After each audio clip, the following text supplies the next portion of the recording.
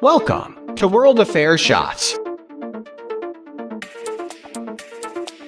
Myanmar's military took control of the government, arresting the de facto civilian leader, Aung San Suu Kyi, and her political allies.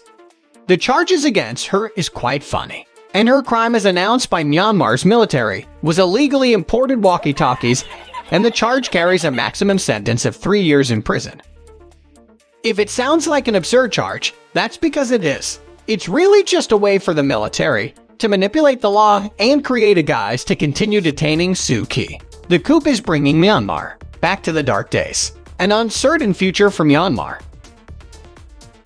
The Tatmadaw ruled the country for decades, and the country has experienced 2 previous coups in 1962 and 1988. The military's grip on power left the country isolated politically and economically, so the military worked to draft a new constitution, adopted in 2008, which carved out some responsibilities for civilian leadership, while the military retained much of the actual power. In 2015, Myanmar's pro-democracy champion, Aung San Suu Kyi and the party she led, won a massive victory in the election, and Suu Kyi became the state councillor, a de facto civilian leader, the following year. Suu Kyi, who spent 15 years under house arrest for her pro-democracy activism, is seen as a mother-like figure by her millions of supporters in the country.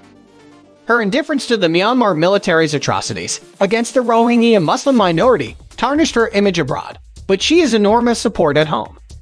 Other countries like Canada, France, Germany, Italy, Japan, the UK, and the US said the Myanmar military to immediately end the state of emergency, restore power to the democratically elected government, to release all those unjustly detained, and to respect human rights and the rule of law.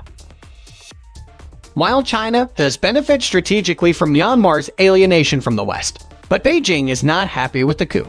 Beijing has long played a role of protecting the country from international scrutiny.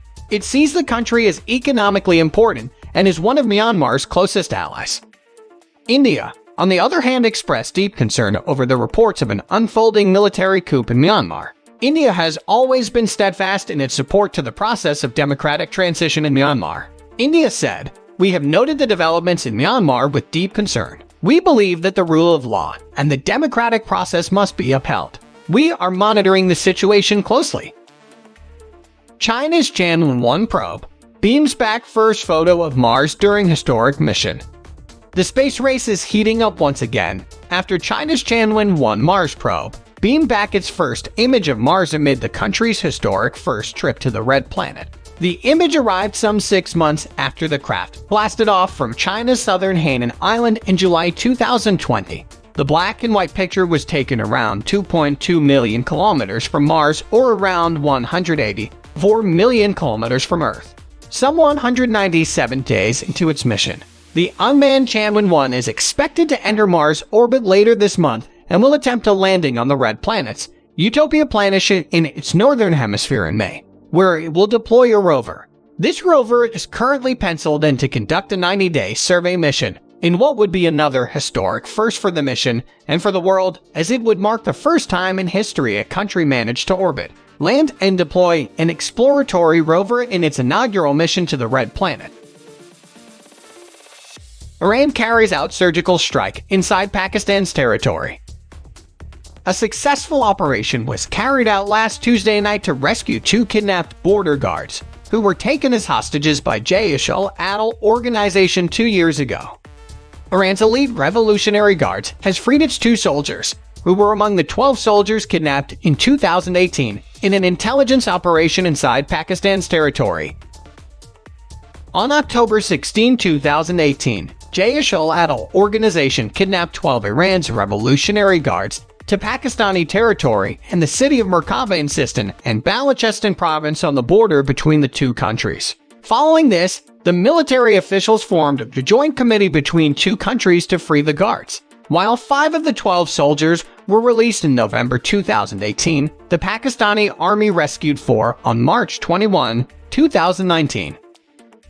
Jaish-ul-Adl organization, which Tehran has declared a terrorist organization, is waging an armed struggle against the Iranian government, saying it defends the rights of Baloch Sunnis in Iran.